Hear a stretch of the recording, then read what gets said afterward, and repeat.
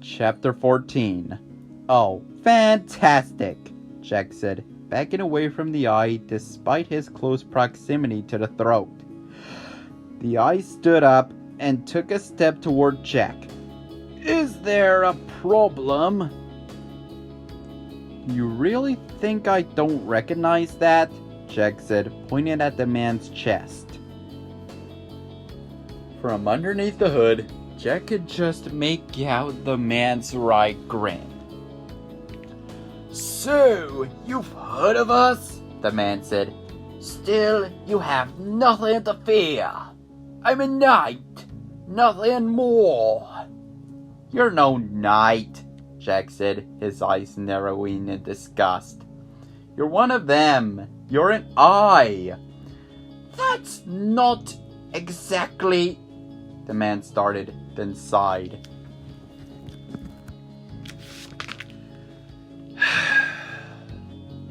This is hardly the time for explanations. You're not safe here. Jack glared at him. That's not the first intelligent thing you've said. He glanced around, looking for something to use against the eye. Was it too much to ask for a toothpick or something? You're looking for a weapon? The man gestured toward the light. Here, take mine. Jack quickly glanced at the light, then stopped and stared. A long, thin piece of glass pierced the giant's mouth in the corner. Inside that glass swirled the white liquid that gave off an eerie glow, the source of light. On top of the glass was a hilt, off of which hung a dark blue scabbard.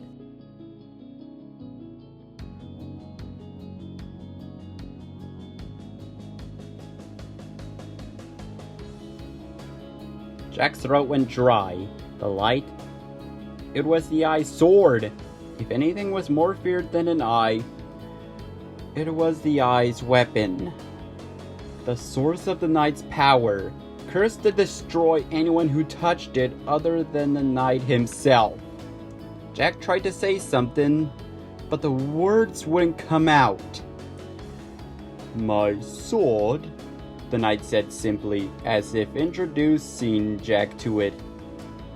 Now, do you truly think I wish you harm? I had ample opportunity to strike you down in the dark.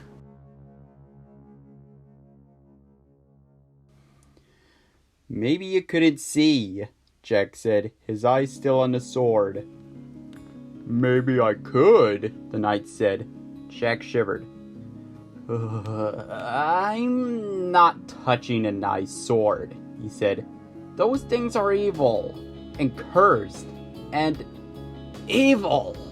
The man shook his head. No, they are not. They are tools, nothing more. They destroy anyone who touches them, Jack said, staring at the sword. A convenient story to keep thieves at bay, the man admitted. But the story is all it is. Jack turned back to the man. Okay, fine. I'll take your sword, and then I'll have all the power or whatever. He took a step toward it, then turned to look at the eye again. You're just gonna let me take it? The knight's only response was a smile. Creepy. Jack sloshed carefully over the glowing sword. I still don't trust you, he said. You will. Jack stopped. What's that supposed to mean? But the knight went silent, only watching him. Jack kept his eyes fixed on the man while carefully reaching a hand out toward the sword. It won't hurt you, the knight said, making Jack jump. Could you be quiet, please? Jack said. I'm nervous enough as it is. When the man didn't respond, Jack reached out again for the sword. He flinched as his fingers moved closer, but the liquid within the crystal clear sword just swirled around and around, not reacting to him at all.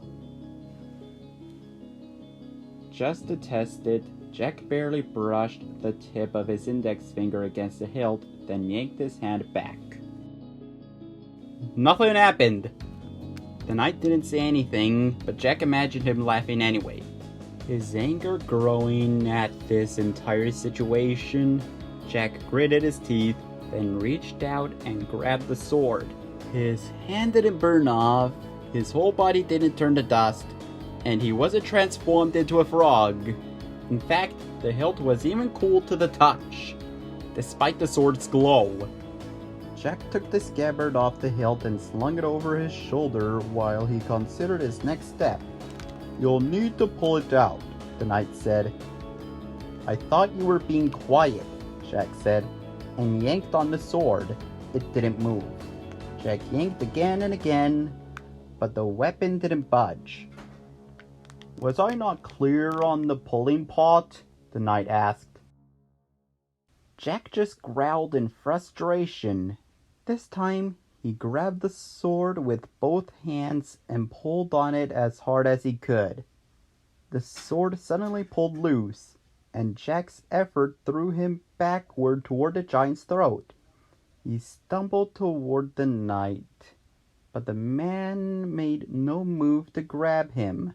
At the last moment, Jack managed to grab a fold in the giant's cheek, stopping his momentum just enough for him to recover his balance less than a foot from the edge of the throat.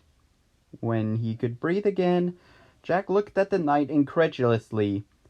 "Thanks for the help there," he shouted, his heart almost bursting through his chest. "I told you," the knight said. "I can't." Jack nodded bitterly. "That's about what I'd expect from one of you." The knight tilted his head. "I bear you no ill will, Jack. Remember that." "Oh, really?" Jack said, holding up the sword. "Well, I bear you plenty of ill will, buddy. And what makes you think I won't attack you with your own sword?" The smile reappeared, but this time it seemed sad. "It wouldn't be the first time." Jack just stared at the knight. "No one likes cryptic people," he said finally. "Either way, I'm leaving and you're staying. I don't know how you got trapped here, but the more I think about it, the more I think you and the giant deserve each other." The knight tilted his head again. "As you wish." Jack aimed the sword at the knight and slowly walked toward the front of the giant's mouth. The knight didn't move, which helped Jack's confidence a bit. So he sloshed his way over to the giant's teeth, only stopping when the knight spoke. "I'll see you soon, Jack," the eye said softly. Jack glared at him for a minute, then shook his head. "You better hope not," he said, trying to sound dangerous but failing miserably. Giving up on winning that fight, Jack instead flipped the sword around in his hand to hold it with the point facing downward. He stabbed the sword right into the giant's tongue, probably the most sensitive part of the giant's entire body. Immediately, the giant sucked in an enormous breath, sending Jack flying off his feet and into the giant's throat. He had just enough time to thrust the sword back in its scabbard and throw that over his shoulder before the airflow reversed. And the giant let out a bellow of pain louder than anything Jack had ever heard in his entire life. The force of the scream sent Jack flying past the knight and straight out of the giant's gaping mouth. The knight, however, never moved. As powerful as the giant's scream was, it didn't even ruffle the man's cloak. "Yes," the knight said as the giant's scream died down. "I'll see you soon." And then the eye disappeared into thin air.